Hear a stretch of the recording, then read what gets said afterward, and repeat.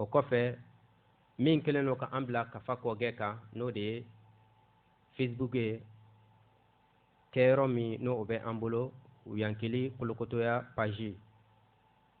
n'i y'i sɔki o la an bɛ ɲɔgɔn sɔrɔ kɛnɛ kɔnɔ o la an bɛ Senkola fo n'o ye Maze Cɛmusi Makun ani a baara ɲɔgɔn tɔw bɛɛ lajɛlen Amoziz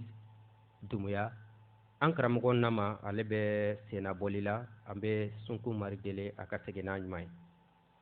o la an bɛ a teliya ka an ka cɛmɔgɔw fo minnu ye baara ninnu daminɛ an ɲɛ n'o de ye Dunbi Fakoli ka taa se Siramusa Dumuya ma ani an ka donsobaw fo Bayangara Isuf Toloba a n'a ka cɛdenw ka taa se Bayɔrɔ ma o la an bɛ foli lase olu bɛɛ lajɛlen ma an ka kina Baba Moribo Gindo an b'a fo fo Faransi o la Kolokoto Imhotep i ni sɛnɛ kɛnɛ kɔnɔ karamɔgɔ banfɛla la setigi Twenty Keita n ka foli bɛ ni lamɛnbaga bɛɛ lajɛlen bɛɛ tulo b'a la k'an ka Senkola n'o y'an ka technicien Waraba ye Dramane Tangara k'a fo ayiwa k'an ka Senkola ɲɔgɔn sɔrɔ Goma n'o ye Maze Cɛmusi Makunu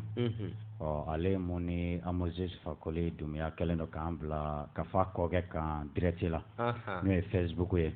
Facebook de ye kafa kɔgɛ ye Facebook kɔrɔ de ye ko livre page o la Uyankili Kolokotoya page n'o ye le championnat de la révolution an bɛ direct la o kan ni wagati in na donc ni mɔgɔ min y'a tapé Facebook recherche kan ko le championnat de la révolution i b'an ka page i bɛ se ka émission lajɛ i b'an sigilen siga foyi t'a la o tɛmɛnen kɔ an bɛ le 12 décembre 2022 la bi n'o ye 2022 Kongo gɛ kalo tile 12 kɛmɛ tɛ san wala na san 6258 kalo 7 na n'o ye Pani Imani Otepu ye o tile 29 an b'o la bi o san wala mun ka kɔrɔ ni diɲɛ san wala bɛɛ lajɛlen diɲɛ san wala bɛɛ baju ye o san wala mun ye b'a yirala san wala bolomakabagaw fɛ ko c'est le calendrier le plus intelligent que l'homme n'ait jamais inventé spécialiste voilà calendrier spécialiste olu b'a yira k'a fɔ damalɔnna dɔ bɛ yen n'o ye mathématicien qui est Amérique ka don wa Australie ka fana don ale ko mɔgɔ ma deli ka ni a ɲɔgɔnna hakilima calendrier dilan diɲɛ kɔnɔ o san wala in de y'an bɛnbaw ka san wala sindilen a sigilen don kuntaga min kan n'o ye sikili ye o ye san 1460 kuntaga de o la ko tinki ni jɔ kisi ni nɛma o b'an bɛnba Firawunaw ye diɲɛ bɛ ka balo olu minnu ka hakilimaya n'u ma bi na n'o y'a sɔrɔ olu tun kɛra i b'a fɔ Sama Namu Donko ninnu i b'a fɔ Arabu ni Yahudiya ninnu sisan tun t'a sɔrɔ mɔgɔ yɛrɛ bɛ yen olu ye fanga min sɔrɔ u ye bonya ni giliya min sɔrɔ u ye kunnayiri ni kunkɔrɔta min sɔrɔ u ye lawasa min sɔrɔ ɲɛnamaya kɔnɔ u y'o kɛ ka mɔgɔya de tɔnɔ k'o kɛ ka mɔgɔya lataga ɲɛ u m'o kɛ ka taa bi mɔgɔ kan u m'o kɛ ka mɔgɔ si lasa o de kama n'i y'u ka kurundun mafilɛ u b'a fɔ cogo di u ka kurundu 27 na ko je suis ouvert à l'amour sous diverses formes mat ka kurundu 42 la n'o ye sariya 42 les grandes lois de mat a 27 b'a fɔ de ko nafɛrɛlen don kaniɲɔgɔnya sugu bɔni ɲɔgɔnma bɛɛ kama lafɛrɛlen don kaniɲɔgɔnma sugu bɔni ɲɔgɔnma bɛɛ kama ka tila k'a fɔ 28 na ko je suis indulgent ko ne ye guwan kunnalila de mɔgɔ min bɛ guwan ko kunna ne ye yafabaga ye k'a fɔ 29 la ko je suis paix ko ne ye tegue de c'est-à-dire ne tɛ foyi ye sunkun kɔnɔ quoi donc k'a fɔ ko ne de ka fisa ni diɲɛ bɛɛ walima mɔgɔ de ka fisa ni danfɛn bɛɛ kɔrɔ foyi t'a la o place foyi tɛ sunkun kɔnɔ nature de sunkun ye bon sunkun sigilen don den ɲɔgɔnna de kan interdépendance de kan o la e ka fusayamantiya bɛ min o interdépendance kɔnɔ dɔ bɛ se ka mɔlɔn dɔ sɔrɔ ka da kun dɔ kama nka k'a fɔ ko o kɔrɔ de k'e de ka fisa n'a tɔw ye ka sɔrɔ n'olu bɔra yen e tɛ yen a yɔrɔ kabako don ni e fusara ni dugukolo ye par exemple ni dugukolo bɔra ye e bɛ min o la kabako dannen don o la an bɛnba ninnu siga t'a la kodɔn na sini la ni siniɲɛsigibaga yɛrɛ yɛrɛw tun don o la karamɔgɔ yanni an ka kuma segin ma k'an ka cɛmɔgɔ fɔ cɛmɔgɔ hakili ma n'o ye Bakari Konate Kalaban ko ale ni Dɔjaka ni Durukɔtɔ ko k'an mɛn k'a tɔnɔbɔ k'a yɛrɛ mɛn k'an bilasira bɛnba mɔlɔmaw gere kolo kuru mu sigira émission yɛrɛ financeli kama n'o ye a nanfolali ye kuru tɔgɔ dara bɛnba mɔlɔmaw gere la le chemin des ancêtres méritants n'o ye émission yɛrɛ tɔgɔ ye kuru kantigi n'o ye Buwatu Ture an b'a n'a kɔrɛ fɔ Espagne o tɛmɛnen kɔ an ka marakakulu ba min bɛ yen n'o ye Kamari mun ye an ka foli b'a sinfo bɛɛ lajɛlen ka an ka cɛmɔgɔ Adama Daɲɔ k'a fo ale mun y'a fɔ an ye karamɔgɔ ko kolokotoya ko an ka nangarabaya fara o kan k'o de bɛ kolokotoya sinsin o la an ka foli bɛ Adama Daɲɔ ye a n'a kɔrɛ siga t'a la a bɛ fɔ an ka zana la ko yanni k'i si jɛ yira k'i k'i nɔ jɛ yira Adama Daɲɔ olu n'a ɲɔgɔnna olu bɛ se ka nɔ jɛ yira diɲɛ bankunkolo in kan o la an bɛ bɛɛ lajɛlen fo k'a fɔ wulikajɔ ani cɛsiri min bɛ an ka jamana kɔnɔ ani bɛrɛbɛrɛli sira fɛ politiki sira fɛ ani géopolitique lamaga minnu bɛ diɲɛ kɔnɔ n'a bɛ fɛ ka yɛlɛmaw ba ka don ɲɛnɛmaya cogoya la ka sabu kɛ sunkun yɛrɛ cogoya de y'o ye siga foyi t'a la sunkun cogoya ye o de kama a bɛ fɔ Jewutika Kurundo la Kurundo durunna ko fɛn bɛɛ bɛ kɔrɔta ka ban ka majigin ko tout évolue puis dégénère donc ɲɛnamaya ye o de ye bon o la i y'a fɔ cogoya min na o de kama a bɛ fɔ an bolo ko ka k'i yɛrɛ kalama ka kɛ diɲɛ kalama o de b'a to i tɛ kɛ namɔgɔlasogo ye k'i yɛrɛ dɔn ka mɔgɔ wɛrɛw dɔn mɔgɔ wɛrɛ b'u yɛrɛ ye cogoya min na k'o dɔn u bɛ ka diɲɛ ye cogoya min na k'o dɔn fanfara ɲɛwala programme mun b'u bolo diɲɛ kɔnɔ ka se k'o dɔn o de b'a to e fana b'i ka kɛta dɔn i ni mɔgɔ min kan ka jɛ k'o dɔn aw bɛ jɛ mun ma k'o dɔn wa e bɛ se ka i ni mɔgɔ wɛrɛ cɛ jɛɲɔgɔnya tɔnɔbɔ cogoya min na k'o dɔn n'o tɛ i bɛ t'i kun di a cibaga ma siga foyi t'a la i ka o kuma in kuma mako b'o de la yanni an ka don bi kumada kɔnɔ bari o ni an ka kumada bɛ tali kɛ ɲɔgɔn na kosɛbɛ siga t'a la o yɔrɔ la an b'an ka donso fo k'a fɔ ko u bolokɔrɔtalen don siga foyi t'a la ko dan sɔgɔ bɛ su la a tɛ ɲɛnama la ko dan t'o la Mali donso ni farafinna donso bɛɛ k'u bɛɛ lajɛlen fo k'an ka wa ma ko fasuni bulonda ka dɔgɔ n'o ye an ka nantigi minnu fana ye a ɲɛ ye n'o y'an ka sɔrɔsiw ye les femmes les forces armées maliennes u bɛ wuli ka jɔ ni cɛsiri min na siga t'a la ko nin de y'a kɛcogo ye ko bɛnbaw ka juru min b'an na farafinna ka juru min b'an na mɔgɔya yɛrɛ ka juru min b'an na k'u b'a la ka dɔ sara o juru la k'an ka wa ma halisa dɛ ko kanabila ti fɛn tɛrɛmɛta ye wa maaya ti fɛn tilata ye fana yɛrɛ sagotigiya fɛn tɔnɔmadata tɛ ayiwa o la ka se ka min fɔ an ka jamana ɲɛminɛw ye bi u k'a dɔn ko min bɛ sen na bari i b'a dɔn yɔrɔ dɔ fɔ dɔnbaliya o ɲɔgɔnna bagajugu tɛ yen siga t'o la histoire dɔnbaliya fɛn kɔlɔlɔma bon k'o bɔ walima ni namara donna dɔ fɔ la o de kama hakilimaw b'a fɔ ko qui contrôle le passé contrôle le futur qui contrôle le présent contrôle le passé o la an ɲɛ bɛ an ka jamana lasen min kan k'a fɔ ko an b'an ka maaya kɔnkɔn de ɲini n'o ye souveraineté dafalen hɔrɔnya dafalen o la n'i ye an ka maaya lajɛ n'i y'a ye i b'a ɲini a bɔsiri la de mais nka n'an ye an ka ɲɛminɛ ninnu lajɛ a n'an ka bɛrɛbɛrɛli kurukaw ni an ka jamanaden fanba yeli lajɛ an b'a ye bɛrɛbɛrɛli kurukaw de ye parti politique ye an b'a ye u bɛ maaya kelen de ɲinina o ye jumɛn ye bɛrɛbɛrɛli maaya souveraineté politique u b'o de ɲinina olu bolo makangali sen t'a la makangali maaya o t'a la kɛrɛnkɛrɛnnena o bɛɛ bɛ ɲɔgɔn lakuru min kɔnɔ n'o ye culture ye u tɛ o ɲinina donc lɔnniya maaya souveraineté culturelle a bɛɛ bɛ sɛmɛ o mun na wa mun b'a bɛɛ lakana olu ka jate la o yɛrɛ o t'a la jango k'o ɲini voilà an ɲɛ bɛ min fana na o de ye u b'a ka bɛrɛbɛrɛli maaya min ɲini i b'a ye u bɛ fɛ ka taa di dɔ ka culture di ma siga t'o la ka taa i n'a fɔ i b'a mɛn u ka kuma na ko Mali ye silamɛ jamana de ye o ye nkalon de ye Mali kurundusen si tɛ a yira k'a fɔ ko ne nin diinɛ in tagabolo de cayara Mali kɔnɔ ko Mali bɛ yira ni o ye Mali tɛ yira n'o ye Mali ka fasari ye fasari ko mirindi kelen nata kelen ŋaniya kelen un peuple un but une foi voilà donc c'est une communauté de destin commun a banna a tɛ yira ni diinɛ fosi ye o la sisan n'i y'a jateminɛ hali n'i ye manto yɛrɛ ta k'a lajɛ n'o ye nation ye critère minnu bɛ nationna dafa o critère si t'a permettre an ka fɔ k'an ye silamɛ jamana ye bon d'abord n'i ko nation i ko kɛnɛ n'i ko nation i ko mirindi n'i ko nation i ko dɔfɔ n'an farafinw fasana fɔ k'a fɔ ko an ka jamana ye silamɛ jamana yɔrɔ tɔgɔ yɛrɛ lajɛ dɔrɔn n'i ko an ka segin an yɛrɛ ma islam arabukan de don anw ka kan tɛ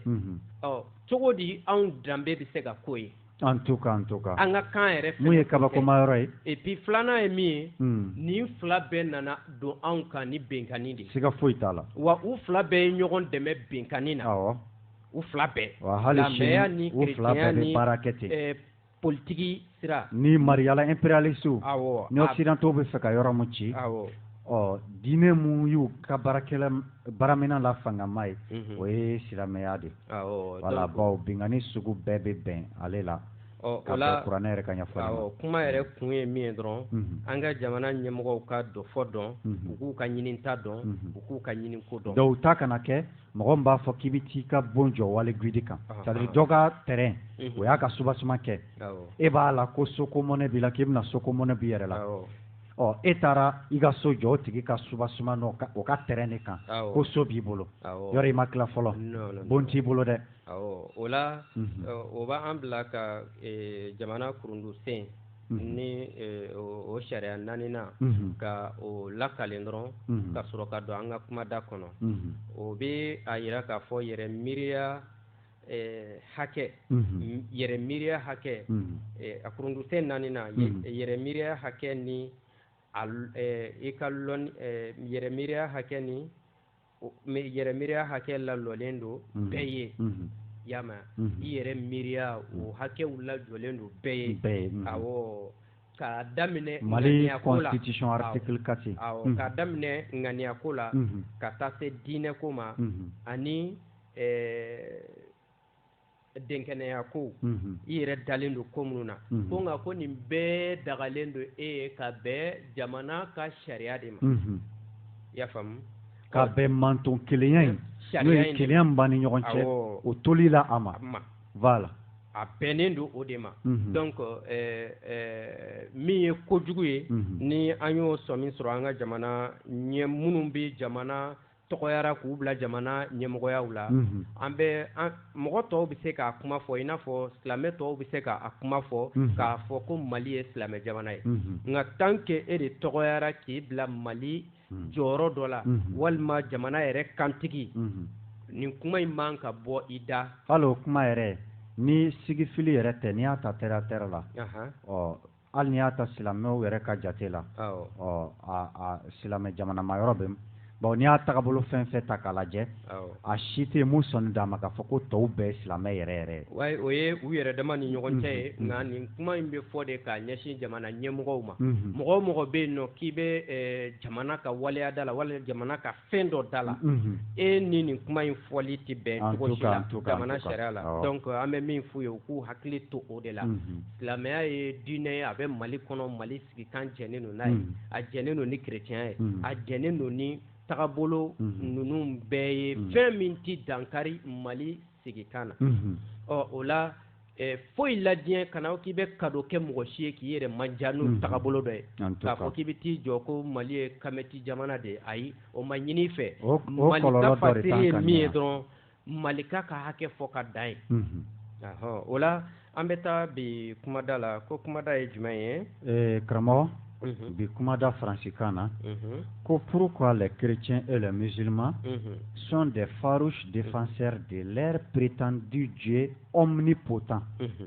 pourquoi les chrétiens et les musulmans sont des farouches défenseurs de leur prétendu Dieu omnipotent. Ko mona chrétiens ni silamɛw olu de y'u ka ala lafasabagaw ye olu dun yɛrɛ ko ala mo ko se bɛɛ b'a ye Dieu omnipotent. C'est-à-dire ala in ye donni ye mun ɲunnen don olu kun kɛlɛ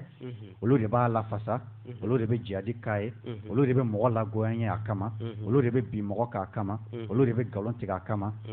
olu de kɔni b'a lafasa sanga bɛɛ tuma bɛɛ yɔrɔ bɛɛ k'a sɔrɔ wagati kelen olu ko se bɛɛ fana b'a ye o bɛ kɛ kun jumɛn kama bi kuma da o de an bɛna ɲɛfɔli kɛ ka bɛn o de ma. Ayiwa o b'an bila ka taa kuranɛ yɛrɛ ala ɲininka se bɛɛ bɛ ale ye wa. An ka taa senkola fan fɛ fɔlɔ Tangara i b'an bilasira fɔlɔ. Sunkun ye adamaden karamɔgɔ de ye sunkun de bɛ ala sunkun yɛrɛ de bɛ ala yira mɔgɔ la ni mɔgɔ min b'a fɛ ka ala dɔn i bɛ ala dɔn sunkun de kɔnɔ bawo fɛn min ka ɲi i ma fɛn min laɲininen don i fɛ i k'o kɛ fɛn min kɛlen nafa bɛ ɲɛnamaya kan sunkun b'o bɛɛ yira i la i tɛ sayama kɔnɔ o la wajulikɛla t'o f'i ye o la i yɛrɛ b'o dɔn k'a fɔ nin kɛlen nafa bɛ n kan wa nin kɛbaliya nafa bɛ n kan nka fɛn min kɛlen nafa bɛ hadamaden kan n'i ma se k'o dɔn ko mɔgɔ wɛrɛ de b'a f'i ɲɛna ko n'i ye nin kɛ k'i bɛ nafa sɔrɔ a la sini wala sinikɛnɛ k'a sɔrɔ fɛn dɔ bɛ yen i b'a dɔn k'a fɔ o kɛlen nafa b'i kan sini wala sinikɛnɛ o mɔgɔ min bɛ kɛnɛkan ko to yen ka t'i dogo dibilako la o ye mɔgɔw la sɛgɛnnen de o ye mɔgɔw la dɛsɛlen de o ye mɔgɔ de ye min dɛsɛlen bɛ a yɛrɛ hakili kɔnɔ tuma bɛɛ lajɛlen. Ayiwa an bɛ an karamɔgɔ fo a ka laseli la o la o bɛ bi kumada in o bɛ an bila ka taa kuranɛ kɔnɔ ka kuranɛ yɛrɛ ala ɲininka. Donc karamɔgɔ ye mun fɔ kuma laban na o b'an ka fɛn in bɛɛ lakuru o b'a bɛɛ résumé a ko mɔgɔ mun bɛ i ban kɛnɛ ka ko la k'i jɔyɔrɔ kɛ dibilako ye wa fana mɔgɔ min tɛ se ka miiri a yɛrɛ k'a ɲɛko dɔn a yɛrɛ ko fɔ a bɛ mɔgɔ yɛrɛ de ko o fɔ ale ye ko o ye mɔgɔw la sɛgɛnnen o ye mɔgɔw la dɛsɛlen ye o ye mɔgɔ ye mun jɔnna mɔgɔya ma c'est-à-dire mun jɔnna a yɛrɛ hakili la quoi an bɛnbaw dun ko jɔnw bɛnba tɔgɔ de a fɔ n ye ko maaw bɛnba de ka kɛta dɔn ka kɛta kɛ c'est-à-dire a bɛ fɔ mɔgɔ min a ka kɛ o de ye jɔnmɔgɔ ye mɔgɔ min b'a ka kɛta dɔn a yɛrɛ o de ye maa ye n'o ye hɔrɔn ye yɛrɛtigi an b'i lamɛn. Ayiwa o la an bɛ kuranɛ yɛrɛ ala ɲininka n'o y'a sɔrɔ a bɛ cogo di ale yɛrɛ bɛ cogo di munna ko o ko kuma in bɛ lase ale yɛrɛ ka miirina dɔ de bɛ n'o lase ale tɔgɔ la wa dɔ de bɛ wuli ka kɛlɛ kɛ o tɔgɔ la k'o lafasa yala ale yɛrɛ ko cogo di a yɛrɛ ma a ko cogo di kuranɛ kɔnɔ kuranɛ suran sabanan suratul imran o aya fɔlɔ yɛrɛ aya filanan an bɛ taa yen a ko ale de ye ala ye mari foyi tɛ ale kɔ ale de ye ala ye mari foyi tɛ ale kɔ o kɔfɛ a ko ale ye nima de ye nima dɔrɔn tɛ min jɔlen don a yɛrɛ la ko Dieu se suffit à lui-même. Voilà o kɔrɔ ni ko i jɔlen don i yɛrɛ la o kɔrɔ k'i ka ko fosi dɛnnen tɛ fosi la donc a b'a yɛrɛ mankutu e ka ko foyi sirilen tɛ fɛn fosi la ale jɔlen don a yɛrɛ la a jɔlen don a yɛrɛ la nka ka tila ka n'a ye tuguni mɛlɛkɛw b'a bolo olu bɛ baara kɛ kiraw b'a bolo garde corps yɛrɛ bɛ yen mɛlɛkɛba 8 bɛ yen k'olu bɛ lawurusi gardien ye ka n'a ye tuguni ko olu bɛɛ bɛ ale bolo nka komi a ko k'a ye nima ye a yɛrɛ ka kuranɛ kɔnɔ a tilala k'a jira ko nima bɛɛ bɛ saya nɛnɛ o la o ye a dama don kuma ye an bɛna silamɛw ɲininka o la mais an tɛmɛtɔla b'u hakili kɔri ka bila a ko k'ale lɔlen don a yɛrɛ la n'i y'o fɔ o kɔrɔ ko i ka ko foyi sɛmɛnen tɛ fɛn foyi la nka o bɛɛ kɔfɛ kiraw b'a bolo o bɛɛ kɔfɛ n'i tagara kuranɛ suran 30 suratul muhammad n'i taara o la o aya 7 a b'a jira yen nɔ k'a fɔ ko muminu ko u ka ale ala dɛmɛ ale ala b'u dɛmɛ ɲɔgɔn dɛmɛ de bɛ yen ɲɔgɔn dɛmɛ de bɛ yen donc lɔni jɔn yɛrɛ la ko in ka fɔ a jɔlen don a yɛrɛ la o ko in nin haya in bi o bali ka bɔ yen o b'o bali ka bɔ yen bon n'a fɔra ko dɛmɛ n'an donna dɛmɛ yɛrɛ kumaden kɔnɔ karamɔgɔya ni ka taa ɲɛfɛ an fɛ a bɛ fɔ de dɛmɛ a kɔrɔ de ko jɛ bɛ mɛn mun kan dɛ walima jɛ bɛ mɛn mun kan o la mɔgɔya sabatilan yɔrɔ a fɔra an bolo ko mɔgɔya ye dafa ɲɔgɔnya ye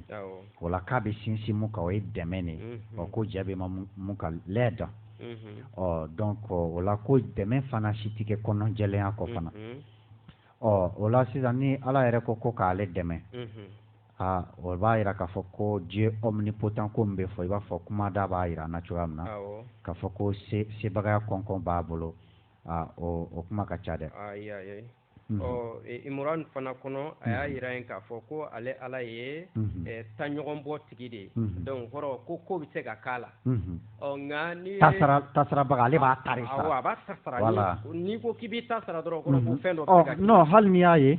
a lafasabagaw yɛrɛ n'o ye chrétien ni silamɛw ye o b'a yira k'a fɔ ko fɛn man kan ka fara a kan n'i y'a mɛn ko fɛn man kan ka fara a kan o kɔrɔ ko a bɛ se ka kɛ de bon anw dun bɛ damari mun dɔn anw bɛnbaw ye damari mun fɔ kɔmɔ y'anw kalan damari mun na fɛn tɛ se ka fara ale kan a se yɛrɛ de t'i ye a tɛ se ka kɛ yɛrɛ de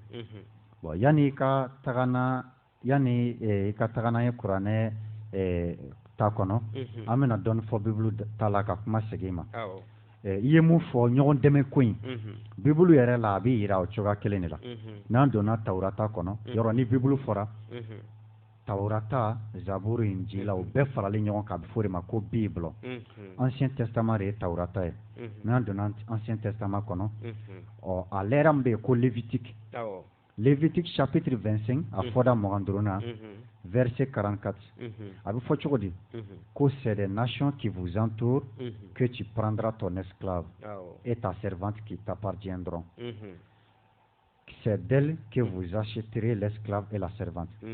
Vous pourrez aussi en acheter des enfants des étrangers qui demeureront chez toi et de leurs familles qui les engendreront dans votre pays et ils seront votre propriété. Que vous les laisserez en héritage à vos enfants après vous comme une propriété. Vous les garderez comme esclaves à perpétuité. Mais à l'égard de vos frères, les enfants d'Israël, aucun de vous ne dominera avec dureté sur son frère. Et kuranɛ kɔnɔ ala bɛ dɛmɛni ko min fɔ bon yɔrɔ a b'a yira bibulu kɔnɔ k'ale mirindi k'o de ye israɛlakaw ye a kɛtɔ filɛ ka ɲɛfɔli de kɛ a yɛrɛ mirindi ye sisan bon a b'a fɔ k'ale de ye u bɔ Égypte ka Kanani d'u ma ko walasa ale ka k'u ka ala ye quoi c'est à dire walasa u k'ale dɔn k'ale waleɲuman dɔn a bɛ mun fɔ Lévitique kɔnɔ yan a chapitre 25 ka taa verset 44 ka taa verset 46 la ko olu yɛrɛ dama ale mirindi yɛrɛ dama u kana na ɲɔgɔn lajɔnya ko u lamininen don manton wɛrɛ minnu na dɛ mirindi wɛrɛ minnu bɛ yen k'u ka u ka jɔnw n'u ka baaradenw bɔ olu la ko wa u ka jɔn ni u lamini dunnaw mɔgɔ wɛrɛ minnu bɛ yen k'u k'olu denw san k'u ka jɔnw ye k'u bɛ laban ko olu jɔnw fana t'u fana bɔnsɔnw ye tiɲɛ ye k'o bɛ k'olu ta ye donc ɲɔgɔn dɛmɛ mun fɔra c'est comme si ale bɛ bingani fɛɛrɛ yira ninnu la n'u ye bingani kɛ ka se sɔrɔ u bɛ ale koɲuman dɔn n'o bingani ye donc bawo ale yɛrɛ mago b'o o la fo ale ka koɲuman dɔn de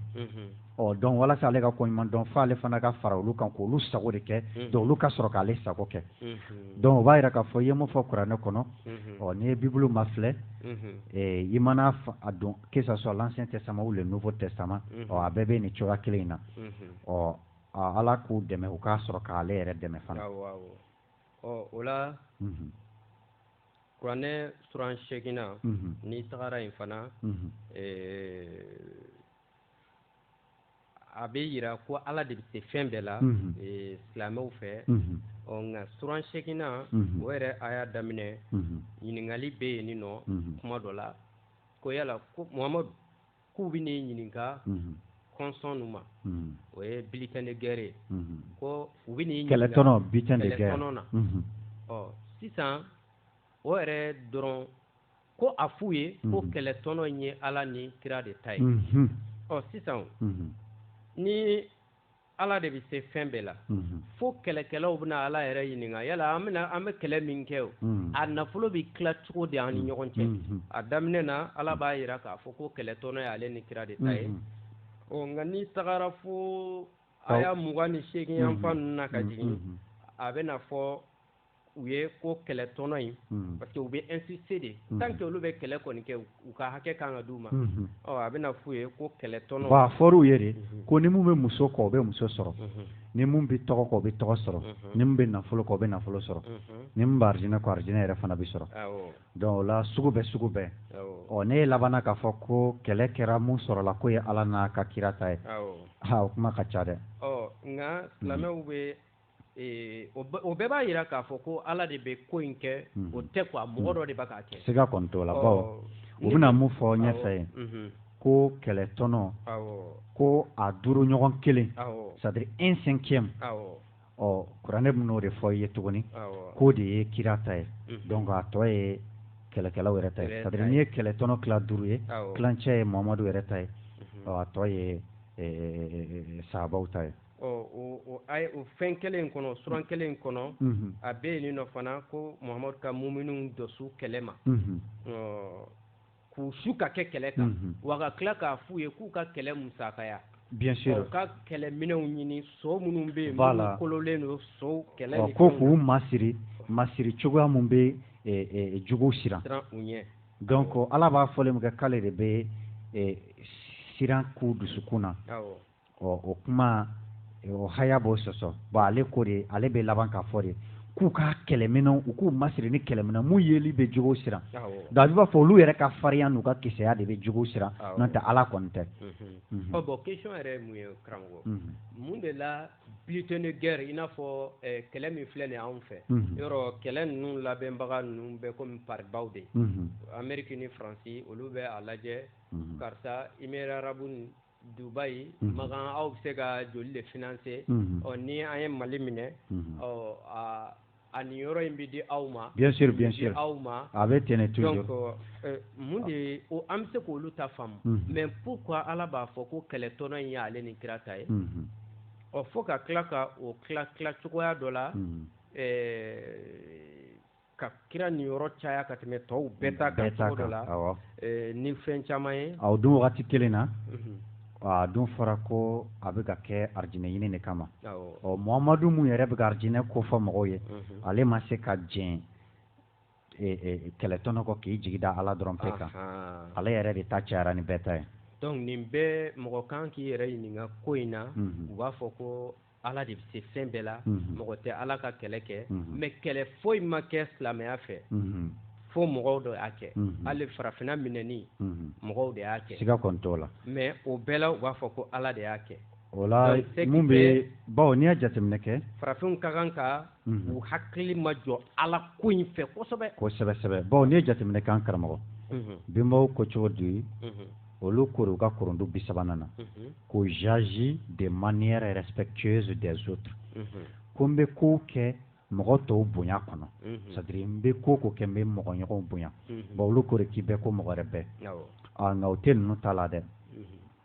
olu yɛrɛ de ye Ala ye olu de ye kira ye olu de ye sitanɛ olu de ye mɛlɛkɛ olu de y'a bɛɛ olu bɛ Ala ɲiyɔrɔ fɔ ka mɛlɛkɛw ɲiyɔrɔ fɔ ka sitanɛ ɲiyɔrɔ fɔ k'o ka baara fɔ u yɛrɛ fana ta fɔ tuguni wa olu de ye nin bɛɛ lafasabaga ye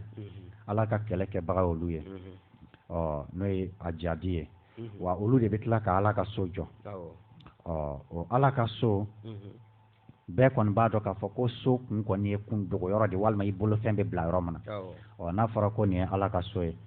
a yɔrɔ kuma ka ca dɔɔni dɔw b'a yɛrɛ k'a fɔ bolofɛn b'a bolo wa a yɛrɛ fana mago bɛ kun dogoyɔrɔ la fo k'a kɛ yɔrɔ mun yɛrɛ fɔra ko ye yɛrɛ de ye Ala yɛrɛ ka yɔrɔ bɛɛ la mandi ye fo a fɔra ko kafiriw ye nɔgɔ de kuranɛ kɔnɔ ko kafiriw kana gɛrɛ yen na n'o ye alikaba ye Muharamu kalo tile fɔlɔ 1979 la o alkaba yɛrɛ taara otaji la kafiru de taara o bɔ bolo la ala yɛrɛ ma se ka o bɔ bolo la donc mɔgɔ kan k'i sima kosɛbɛ anw bɛnbaw ko ala mun ma ko iknehehe ko l'éternel c'est-à-dire hinbaga o ni ala tɛ kelen bamananw ko mun ma ko dunba kɔrɔbɔbali la profondeur insondable o ni tɛ kelen an bɛnba kɛmɛti ko a ma ko neberger c'est-à-dire ko le maître de l'univers ko jaba mari o ni tɛ kelen dɛ o ko a ma ko fɛn ba tigintan o ko a ma ko fɛn kelen danbali o ko a ma ko kun bɛɛ kun o ko a ma ko kun kelen pe kuntan c'est-à-dire la seule cause sans cause kun bɛɛ kun o kɔrɔ de la cause de toutes les causes donc o mankutu o de kama bamananw ma sɔn ala ka so ko in ma k'olu bɛ ala min dɔn k'o tɛ kun so kɔnɔ bon olu bɛ ala min dɔn o ye dunba kɔrɔbɔbali de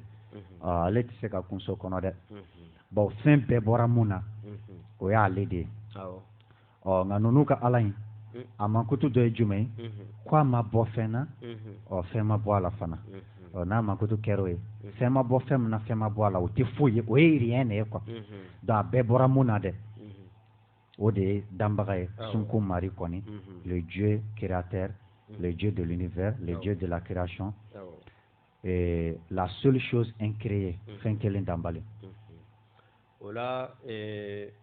ka kɛɲɛ ni tuma cogo ye baro bɛ min kan an bɛ taa kɛnɛmamɔgɔw fan fɛ kumada bɛ min kan ko ala de bɛ fɛn bɛɛ kɛ ala de ta ye diinɛ ye ala de ta ye a ka miirina ye nka o miirina kelen mɔgɔw de b'a la an b'a ye a taara yɔrɔ o yɔrɔ mɔgɔw de y'a kɛ an kan ka yala suratu imran daminɛ na ala ko k'ale lɔlen don a yɛrɛ la n'i ko lɔlen don i yɛrɛ la o kɔrɔ i ka foyi tɛ siri fɛn fosi la cogo di a mago bɛ ciden a bɛɛ n'a ta a mago bɛ ciden fana la cogo voilà cogo di ale tɛ se k'a ka a miirina min n'ale bɛ fɛ mɔgɔw ka i n'a fɔ a y'a fɔ cogo min k'ale ma jinɛ ni adamaden da foyi kama fɔ ale ala batoli kɔ mun de la ale yɛrɛ tɛ se k'o kɛ a yɛrɛ ye mɔgɔ bɛɛ ka jɛ n'o ye fo mɔgɔ dɔ de bɛ lɔ o la o ni mɔgɔw bɛ kɛlɛ a nɔfɛ mun na donc an mago bɛ a la donc o la an bɛ taa kɛnɛ ma 20 20 18 65 20 20 18 65 20 20 18 65 walima 71 27 47 29 71 27 47 29 71 27 47 29 Ola tangara nkuni faso kon iri wampaya wara falen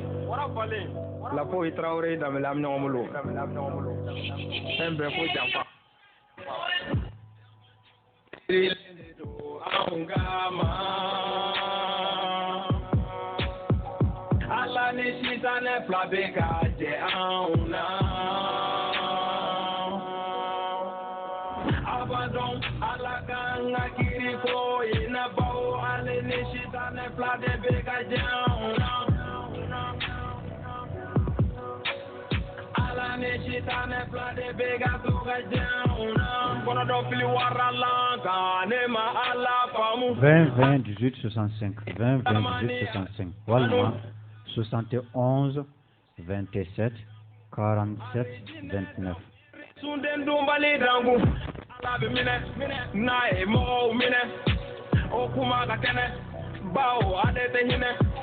amo ye muge ala la na e on sembo aga hine la muna ala ka hine te sauma aga kira ka toro be sauma jamba jugo seri lende to aungama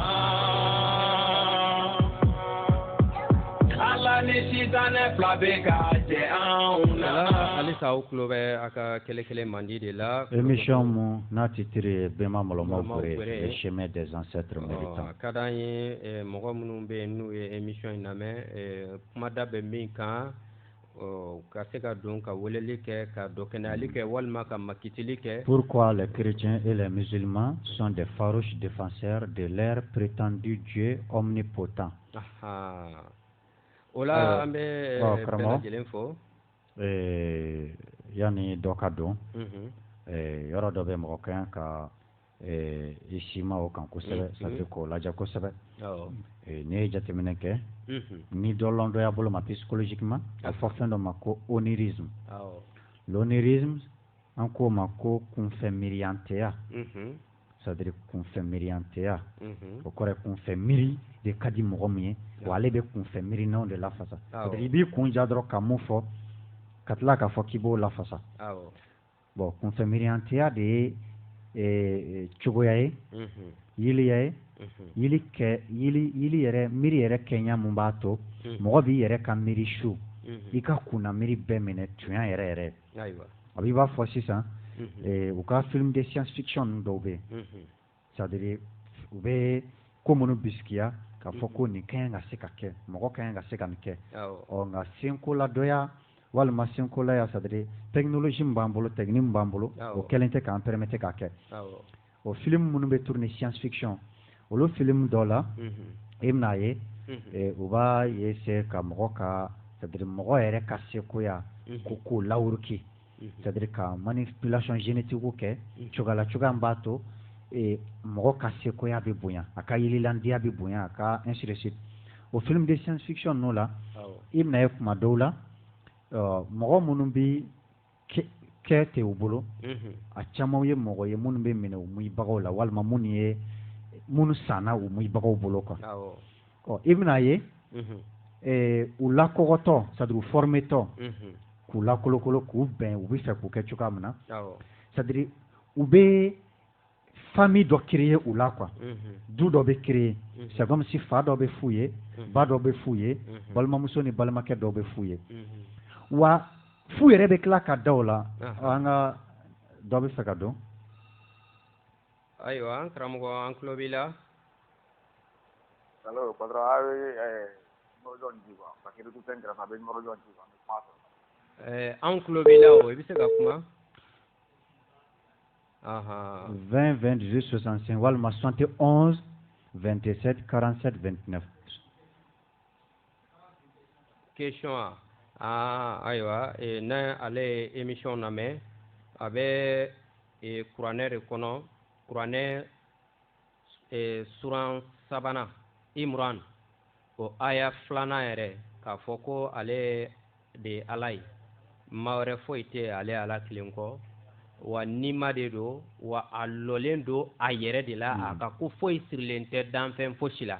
ɲininkali ye jumɛn ye o bɛɛ kɔfɛ kiraw b'a bolo mɛlɛkɛw b'a bolo baarakɛlaw b'ale bolo et puis diinɛ min b'a bolo dɔw de kɛlen don o boloma ye dugukolo kan k'o ta ka taa fan bɛɛ fɛ yala o ni aya in bɛ bɛn wa ayiwa o la kuma y'an sɔrɔ ye karamɔgɔ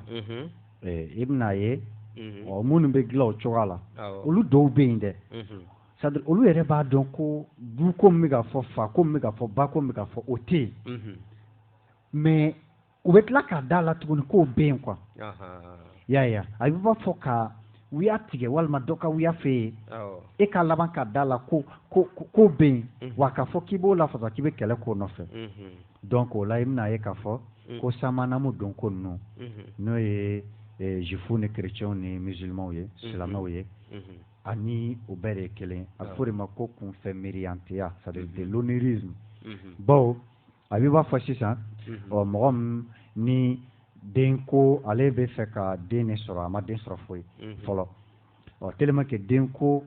kurusigin kana b'ale la o jɔrɔ b'ale la ale bɛ to k'a fɔ a yɛrɛ kɔnɔ ko den de b'ale bolo quoi f'ale bɛ laban ka da la k'ale ye dentigi de f'ale bɛ kɛlɛ kɛ ko ni mun ma da la k'a fɔ ko den b'ale bolo k'i ye kafiri ye siga foyi t'a la et puis kɔsani na an ye alimami dɔ ka video ye kosɛbɛ halisa nin bɛɛ bɛ Ala in ka ko de kan a y'a yira k'a fɔ ko ni min ma seli ko o su kan ka cɛ de a sara cogo min ni fini minnu fɛn min ye fa b'a fɔ k'a juguya daji manamanaw bow k'o kan ka cɛ de ka t'o fili kaburu kɔnɔ a kasa ka na fɛn o ye lɛ de ye o ye wulu de ye a ye kuma caman fɔ ka ɲɛsin ka mɔgɔw bagabaga ka mɔgɔw terroriste hakili la fo mɔgɔw ka jɛn ni olu ta in de ye mais karamɔgɔ o talaw ale bɛ k'o fɔ Ala mun tɔgɔ la o mun bɛ ka fɔ ale bolo Ala ye o tigi dan a yɛrɛ ɲɛna ma de ya ayiwa ko dɔ bɛ nɛgɛ la an bɛ an karamɔgɔ ta ayiwa an karamɔgɔ Aha, an tulo b'i la an karamɔgɔ. Somɔgɔw bɛ? Tɔɔrɔ tɛ i yɛrɛ dun? Baasi ma tɛ n na. Ayiwa i bɛ kɛnɛ kɔnɔ. Ala ka ne ma ka E ma?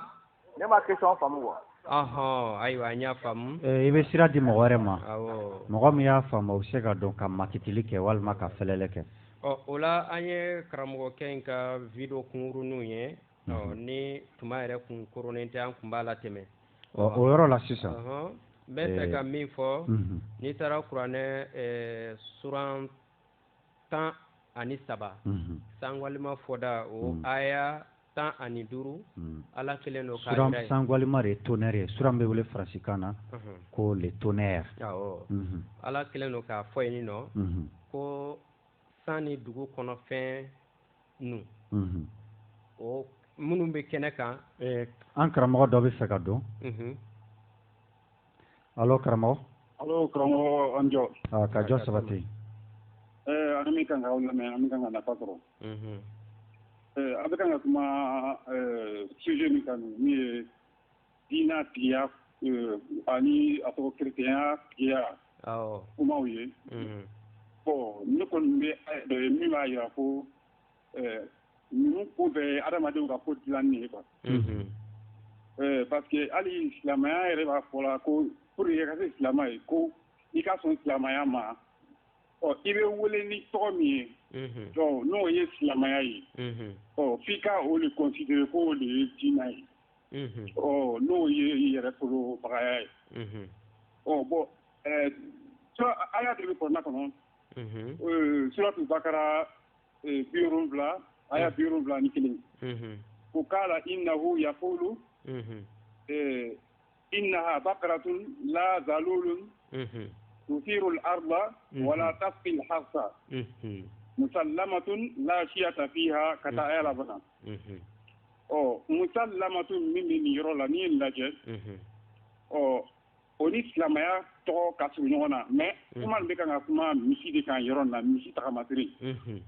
a dɔ fɔlen don ko adamaden de bɛ silamɛya kɛ mais n'i ye musalamatu ta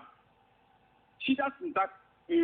kuma nin kɔnɔ quoi kuranɛ yɛrɛ kɔnɔ sida yɛrɛ tun t'a la quoi kuranɛ fɔlɔ mun tun bɛ yen voilà fo kɔsa na n'o nana ni kuranɛ kura mun n'o nana ni sida ye ka na kɛ arabukan fɛn dɔ ye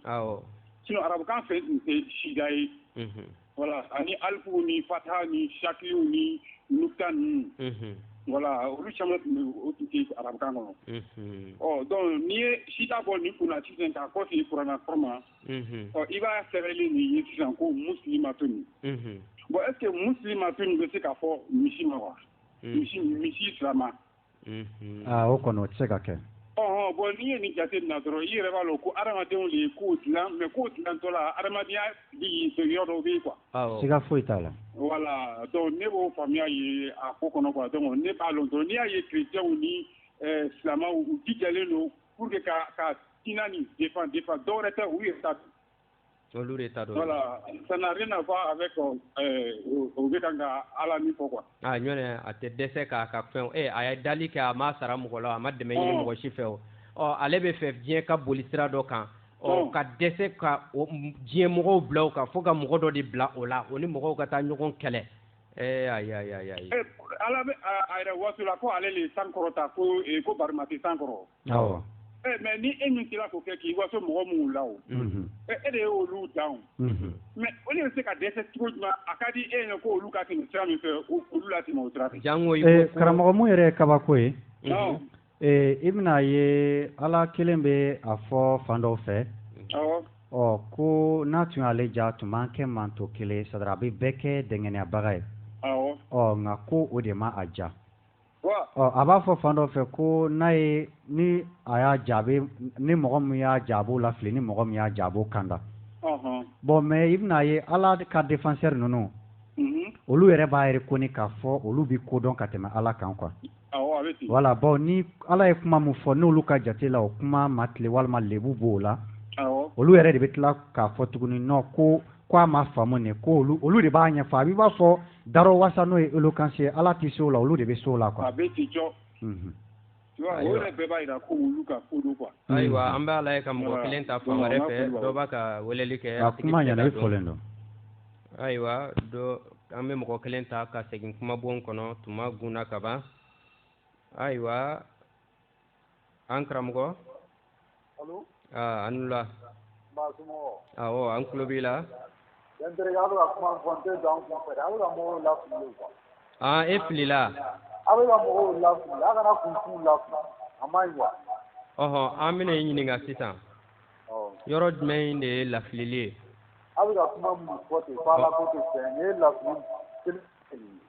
ko ala ko tɛ tiɲɛ anw ka kuma ye o de ye ayiwa dɔwɛrɛ t'e bolo kɔ ayiwa i folen don o la an bɛ ala ye ka mɔgɔ kelen ta 71 27 47 29 71 27 47 29 walama 20 20 18 65 awɔ an bɛ an karamɔgɔkɛ fo ale an bɛ kuma min na nin tɛ sa n m'a ye ale de bɛna ala défense ta sisan ayiwa dɔ bɛ nɛgɛ la an wula an karamɔgɔ baasi foyi tɛ yen ayiwa i bɛ kɛnɛ kɔnɔ an b'i lamɛn i b'a dɔn mun ye ne ɲagami dɔnna ko la ala ko k'ale ni ɲɛ da k'ale ko bɛ fili awɔ ko mɔgɔw y'a défend ta awɔ wa ne de ma se k'o yɔrɔnin o faamuya kosɛbɛ a y'a fɔ suratu imurana yɛrɛ de kɔnɔ k'ale lɔlen don a yɛrɛ la ka ko foyi sɛmɛnen tɛ mɔgɔ la nka o kɔfɛ kira b'a bolo mɛlɛkɛ b'a bolo tɔnden dɔw b'a bolo a yɛrɛ ka kan mɔgɔw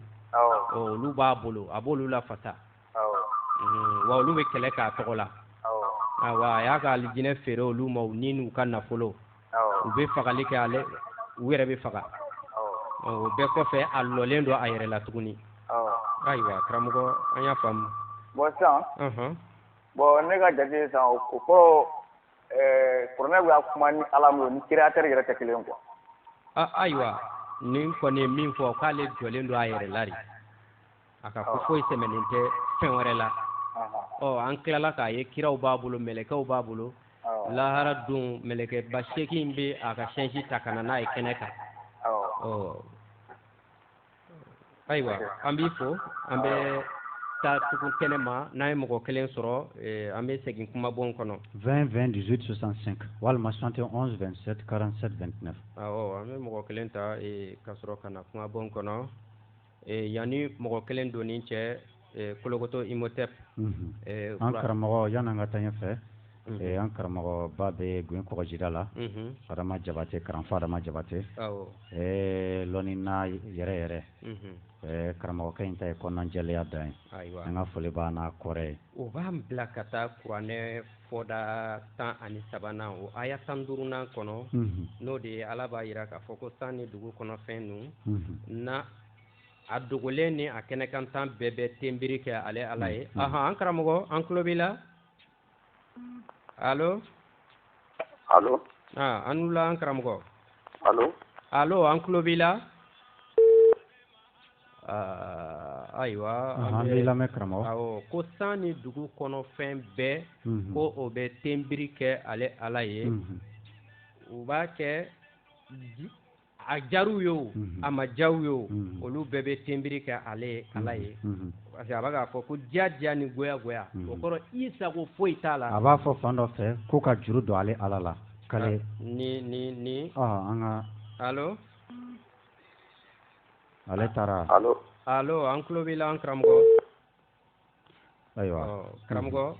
kuma bɛ min nɔfɛ an karamɔgɔba dɔ de bɛ imam don a bɛ nin fɔ ka mɔgɔw lagosi yɔrɔ a sabu la mɔgɔ caman bɛ taa seli ka sabu kɛ nin kuma min bɛ ta k'i sɛgɛrɛ k'i lagosi nka ko mɔgɔw ma sɔn dɔw ma sɔn seli ma an bɛna kumada kɛrɛnkɛrɛnnen sigi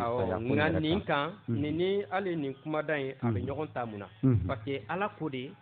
san ni dugu kɔnɔ fɛn bɛɛ a dogolen na a ye kɛnɛkanta k'o bɛɛ bɛ tenbiri kɛ ale ala ye u bɛɛ bɛ seli ale ala ye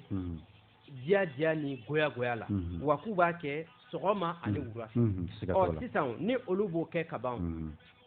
karamɔgɔkɛ dimi kun k'a fɔ ko dɔ ma seli en tout cas o de ye kabako dan ye c'est à dire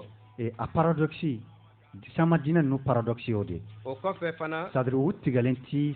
fɛn la ka u ka ala yɛrɛ bɔ bawo i tɛ se ka ni mankutu bɛɛ fɔ ala la k'a ye e bɛ ka mɔgɔ mun kɛlɛ par exemple walima karamɔgɔkɛ bɛ ka mɔgɔ mun ka selibaliya ko fɔ a nana diɲɛ kɔnɔ cogo di dɛ ale yɛrɛ ka diinɛ faamu na kuranɛ ka ɲɛfɔli la ala de y'a dan ni ala y'a dan a yɛrɛ ɲɛnama de ya a ye ɲɛnamaya min kɛ a y'o kɛ jɔn de ka se kɔnɔ o bɛɛ ala min yɛrɛ ko k'u bɛ tenbiri kɛ ale yɛrɛ a jari ye o k'i b'a k'ale a ma jari ye o k'i b'a kɛ ale ye tafsiri cogo baden b'a la nka min bɛ yen kolojɛ la o de ye ko u b'a kɛ ale ye an ɲɛ bɛ fɛn minnu na n'an ɲɛ tɛ fɛn min na k'u bɛ o kɛ ale ye nka o bɛɛ kɔfɛ suwan dɔ fana bɛ yen ko sakara ko janɛmɛdenw dotɔla janɛmɛ kɔnɔ ko janɛmɛ maliki bɛ ɲininkali kɛ ko yala ko mun y'aw se janɛmɛ kɔnɔ k'u b'a fɔ ko anw ma kɛ selila ye ni ala dun ko i bɛ seli diyagoya i se t'a la diyagoya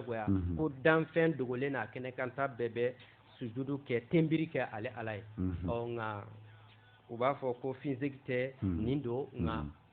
ni min donna don min k'a fɔ k'i b'a walawala ɲininkaliw bɛ yen k'a k'i la donc ko karatabugu fan bɛɛ bɔda ye quoi voilà komi tuma gunna basi t'a la an bɛ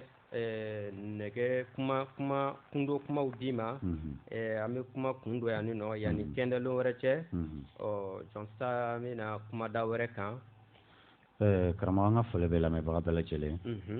ka yira k'a fɔ ko an mɔgɔ ɲinina t'an yɛrɛ ɲinina de don ko siga tɛ mun na ko dɔɔnin de ye se ye wa k'o ti sɔrɔ ni hakili sebagaya tɛ o kɔrɔ ye ni hakili t'i yɛrɛ tɛ i tɛ se ka kɛ lɔnina ye wa ko dɔɔnin kɔfili c'est-à-dire savoir a conséquence de wuruki ye n'o ye développement ye ka fɔ golofin ye ko lɔnni ko o de bɛ an bɔ tan k'an ka waa ma dɔrɔn ko yan man dɔgɔn hɔ tɛ ayiwa tulo tun bɛ a ka kɛlɛ mandi de la n'o ye bɛnbaw mɔlɔmaw gɛrɛ a bɛ kɛ kɛnɛlon n'o ye samedi o samedi 18h 19h o la ka foli lase lamɛnbaga bɛɛ lajɛlen ma minnu kuma k'an lamɛn jɛnsɛnda kan n'o ye arajo ye ani minnu kuma k'an lajɛ kafa kɔgɛ kan Facebook la an bɛ bɛɛ lajɛlen fo Mali kɔnɔ ani Mali kɔ kan ko k'an bɛɛ kɛndɛlon wɛrɛ Sangara i bɛ nɛgɛw kuru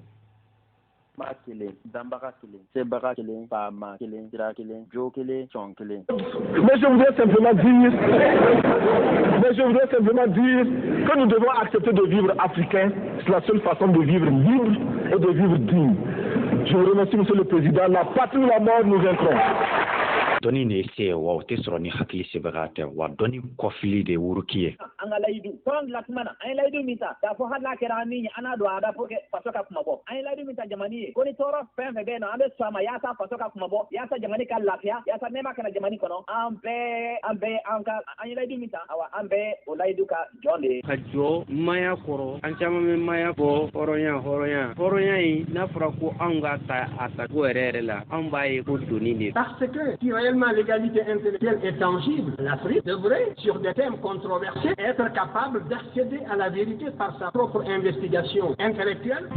À l'école, on avait instauré quelque chose pour nous obliger à parler et à réfléchir en français. Si un de vos camarades vous surprenait à parler votre langue maternelle, en l'occurrence le Solofo, qui est ma langue maternelle, il vous dénonçait à l'instituteur et pour vous humilier, on vous accrochait un crâne d'âne. Femimbe ankobi ode ka ombo glofia mina kono katambla arabuya mina kono otuma ninkele nazaro ka mina ambo fana kono aba ye chugo no ye sungu mari ko fo ango ye uluka ye chugo la